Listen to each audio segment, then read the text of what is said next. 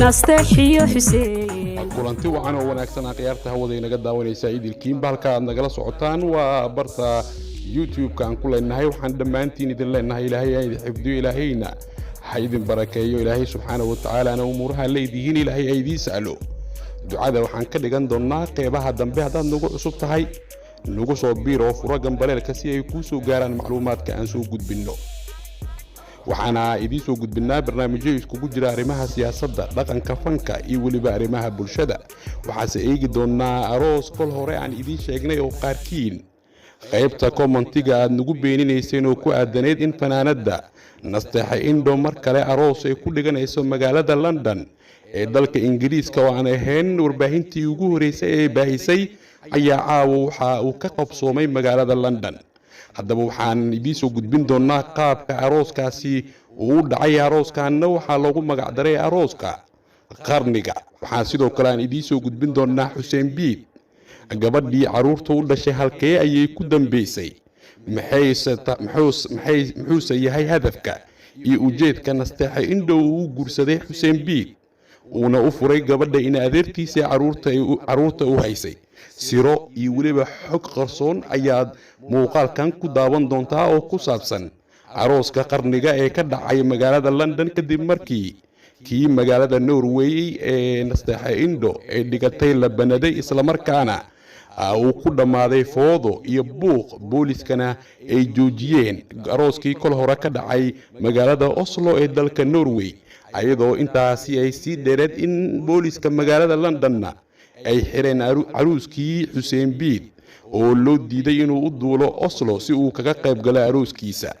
kadib markii xaaskiisa caruurta u dhashay ay booliska u gudbisay inuu doonayo inuu baxsado isla markaana uu rabo inuu la baxsado caruurta ayada ay dhashay taasna ay keentay booliska inay xiraan laakiin London waxaa caawa ka dhacay aroos si weyn loo soo qabanqaabiyay inay ka qayb galeen boqolaal dad ah oo ka kala yimid meelo kala duwan oo dunida ah waxaana sidoo kale goobjoog ahaa fanaaniin caan ah oo ka qayb gashay arooska nasteexa indho iyo sidoo kale Xuseen Biid ee lagu qabtay magaalada London ee dalka Ingiriiska waxaana goobta ay ahayd goob si weyn loo camiray ayadoona arooska magaciisa loo bixiyay arooska qarnigan waxaana uu ahaa xaqiiqdii aroos lagu bixiyay dhaqaale aad u fara badan sidoo kalena si weyn loo soo qaban qaabiyay si lamaanahan nasteexa indho iyo sidoo kale Xuseen Biid ee kaga soo kabsadaan jabkii iyo dhibaatadii ka soo gaartay arooskii magaalada Oslo oo Xuseen Biid uusan aadin isla markaana nasteexa indho laga burburiyay oo halkaasi foodo ay ka kiciyeen gabdho iyo wiilal taageersan xaaskii weyneed uu qabay Xuseen Biid waxaaska markaan leeyahay bahweynta ma aha in nasteexa indho ay ka da'weyn tahay gabadha Xuseen Biid ilmaha u dhashay laakiin waxaan ula jeedaa maadaama ay ka horeysay dhalinyaro taageersan ayaa gabi ahaanba arooskii Oslo banaday taasna waxay keentay in ciidamada booliska ay soo fargeliyaan kadib markii gacanta la isku qaaday laakiin kii London caawa wuxuu ku dhamaaday jawi degan waxaana goobta laga dareemayay dabaashaad waxaana khudbado ka jeediyay fanaaniin iyo marti sharaf lagu casuumay arooska qarniga ay dhigteen nasteexa indho iyo sidoo kale Xuseen Biid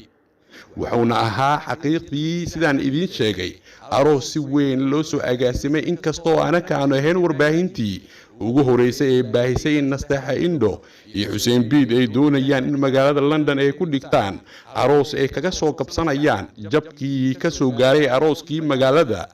Oslo ee dalka Norway haddaba Xuseen Biid iyo waliba gabadha uu qabay iyo caruurta ay u hayso iyo xogta iyo sirta ka dambeysa Xuseen Biid guurka ama aqalgalka uu la galay nasteexa indho iyo aroosyadan waaweyn ee labadooda ay dhigteen ayaan qaadaa dhigi doonaa hadduu Allah awood leh uu saamaxo Xuseen Biid gabadhan uu qabay ee degan dalka Ingiriiska waa gabadha uu qabay ee degan dalka Ingiriiska heeb ahaan waxay ka soo wada jeedaan Somaliland heebtana waa mid isku aqoonsadee waxay ka soo jeedaan beesha Isaaq waa Xuseen Biid iyo xaaska caruurta u dhashay gaar ahaan Cidagalo waana ilma adeer hoose waxayna u haysaa laba caruur ah oo kala ah wiil iyo gabar sidoo kale gabadha ilmaha u dhashay xuseen biid waxaa hore u qabay nin ganacsado caan ah oo reer somalilan caan ka ah islamarkaana hantiilo weyn ah oo lagu magacaabo cumar xasan waxaana arooskeedii ugu horeeyey meherkeedu uu ahaa $50,000 Mareykanka. laakiin xuseen biid ayaa markii cumar xasan ganacsadahaasi weyn ay kala tageen waxaa guursaday xuseen biid oo ay u dhashay caruur waxaana xuseen biid hadda uu furay xaaskiisii caruurta u dhashay wuxuuna ka raacay oo aroosyo uu u dhigay ama aroosyo ay wada dhigteen fanaanada nasteexa indho waxay ka soo jeedaa deegaanada puntland gaar ahaan beesha majeerteen maxamuud suleybaan halka xuseen biidna aan idiin sheegay inuu ka soo jeedo beesha isaaq cidagale waxaana sidoo kale ilma adeer ay ahaayeen sida aad muuqaalka ku daawateen gabadha ilmaha u dhashay xuseen biid laakiin xuseen biid wuxuu ka soo jeedaa famil ganacsato ah isla markaana hanti badan ku leh gudaha magaalada Hargeysa iyo waliba deegaano ka tirsan fanaanka weyn maxamed BK ayaa magaalada London si weyn loogu soo dhabeeyay bishii hore aan soo gudubnay fanaankan ayaa ka qayb galayay barnaamijkaas week oo sanadkii hal mar lagu qabto magaalada London ee dalka Ingiriiska barnaamijkaas waxaan dhihi karnaa ma aha barnaamij Somali week waxaa kaliya loogu casuumaa barnaamijkaasi fanaaniinta ka soo jeeda Somaliland taasi ayaa sabab u ah in maamulka haya barnaamijkaasi ay ka soo jeedaan Somaliland kaliya waxay wacaan fanaaniinta Somaliland fanaanka maxamed BK ayaa habeen hore loo sameeyay casharaf aan horey loo arag waxaana casharaftaasi ka soo qayb galay fanaaniinta badankooda ka soo jeeda Somaliland waxaana la guddoonsiiyay fanaanka maxamed BK hadiyad khaali ah oo joogta lacag gaaraysa $10,000 Mareykanka ah fanaanka maxamed BK ayaa sanadkan dhexdiisa dhigay dhacdooyin aad u fara badan oo kala qabsaday magaalada Nairobi oo rabay inuu show ku qabsado laakiin showgaasi waxaa ka joojiyay dhalinyaro ka soo jeeda magaalada Jigjiga maxamed BK ayaa rabay in showgaas kaliya ay ka soo qayb galaan shacabka ka soo jeeda Somaliland oo calanka Soomaaliya ayuu gabi ahaanba u diiday in lala soo galo showgiisa maxamed BK ayaa markii dambe u soo hayaamay magaalada Hargeysa asagoo carab weyn ka muuqata oo xataa aflagaado u geystay magaalada Muqdisho maxamed BK ayaa ku dhashay magaalada Muqdisho